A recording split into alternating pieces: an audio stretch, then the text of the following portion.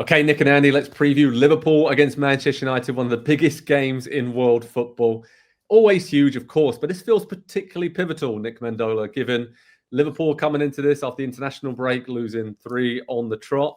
And Man United won 2 of the last 3, maybe turning things around a little bit and building some confidence under Ruben Amorim. So it seems like a big moment in the season for both of these teams and what direction it might take going forward. So what are your thoughts on this monster clash at Anfield this weekend?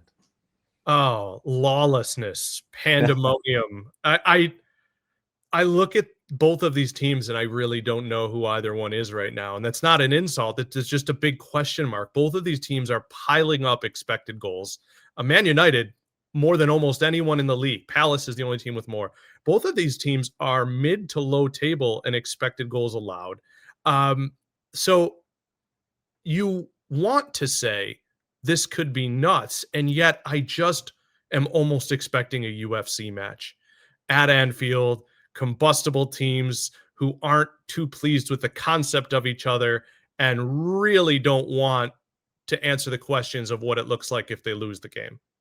Yeah, I mean, all that usually, Andy, makes it tight and tense and all the rest of it. But as we saw before the break, I was at the game at Stamford Bridge where Chelsea beat Liverpool 2-1, and that could have ended up 5-4 to either team, really. And it seems like Liverpool's season of, Slot said we signed all these attacking players, we're going to embrace the chaos, be a lot more open, maybe a bit different in terms of the way they control games. I wonder why they've gone away from that a little bit, because they did so well last season, controlling the tempo of games and being a bit boring, but winning the title very, very easily. It's a bit of a head scratcher for me, because I think Slot's kind of just gone away from what made them so successful, what made him so successful as a coach, because this is the first time in his entire managerial career that he's lost 3 games in a row, believe it or not.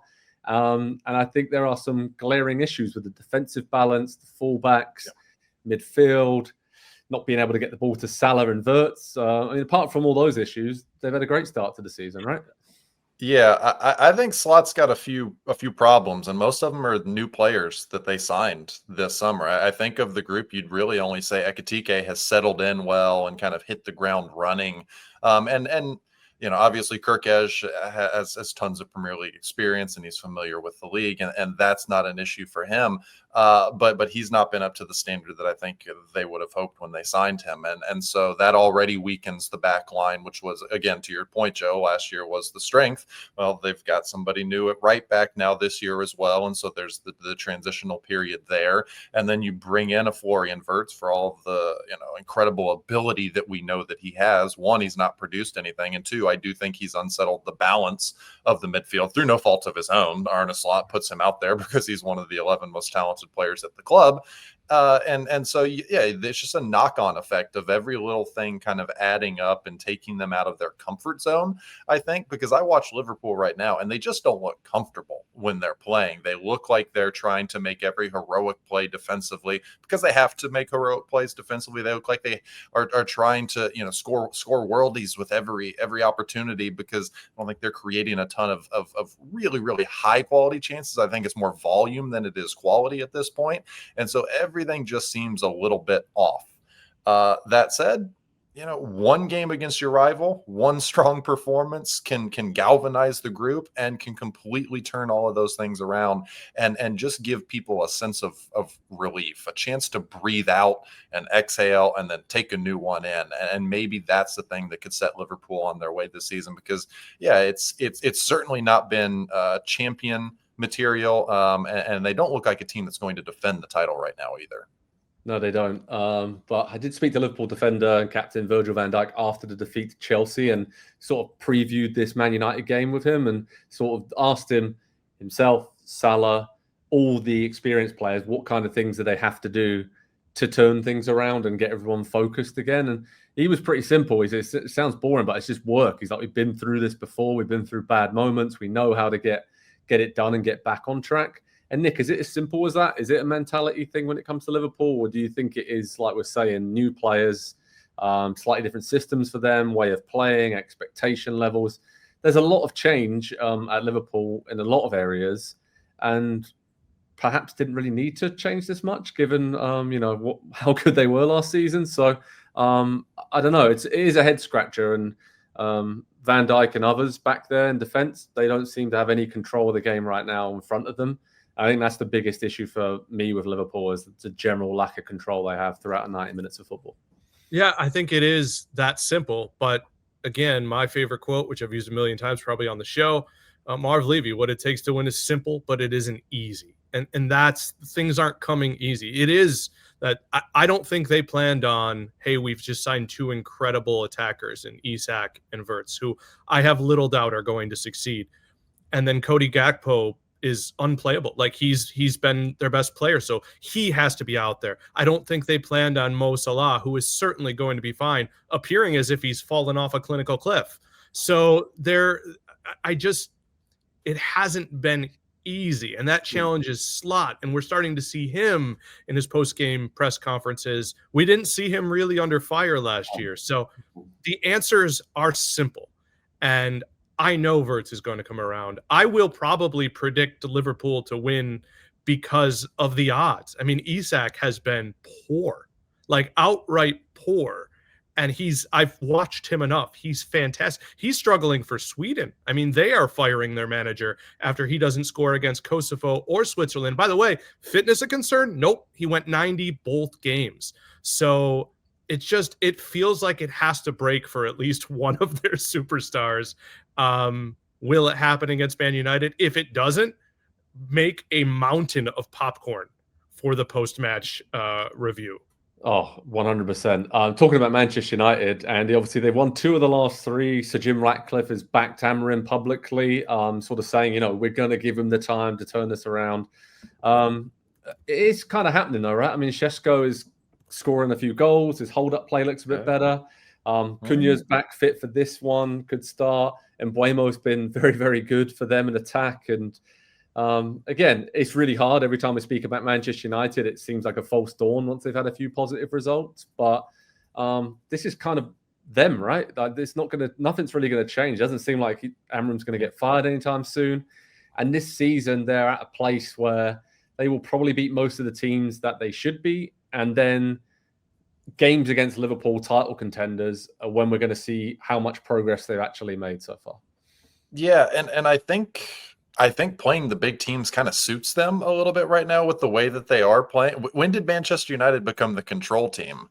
That's kind of what they're building their recent surge on. The midfield is still personnel that we don't love in there. It's still Casemiro and it's still Bruno playing deep, but it's a little bit more restrained and not taking quite the risks that they were. And I think really truly leaning into being a counterattacking team. And I think that's what they need to be this season.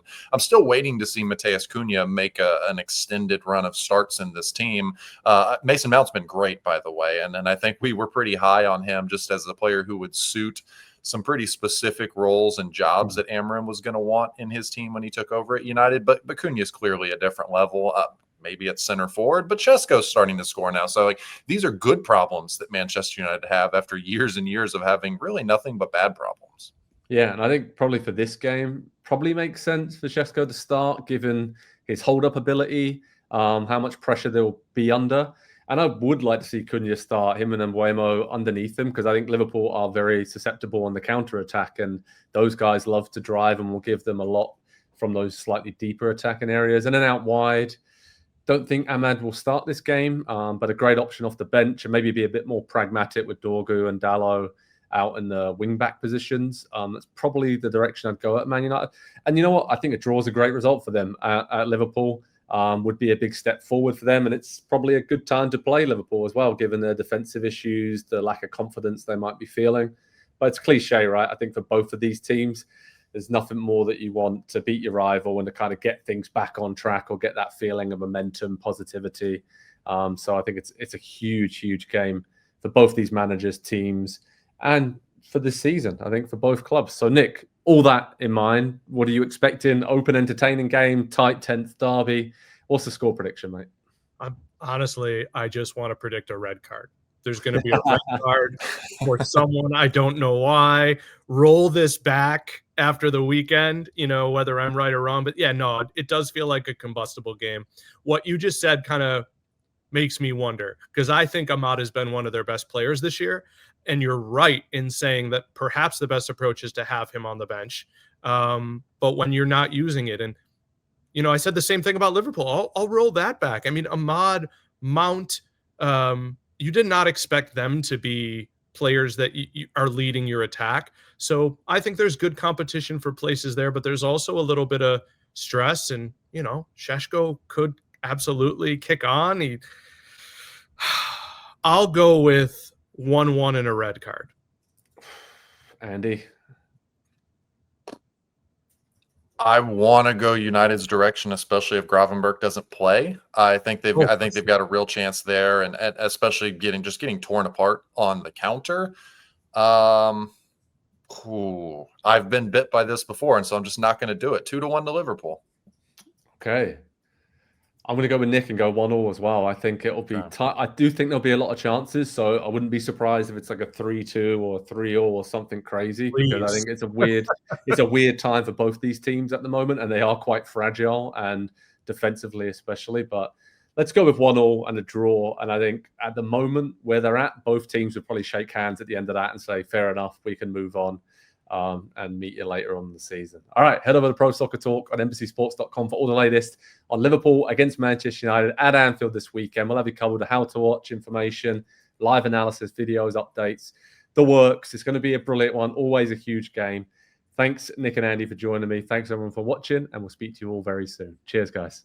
Hi there, I'm Rebecca Lowe, studio host of NBC's coverage of the Premier League. Don't forget to hit subscribe to watch more videos all season long. And for even more Premier League content, from original series to live matches, head over to Peacock.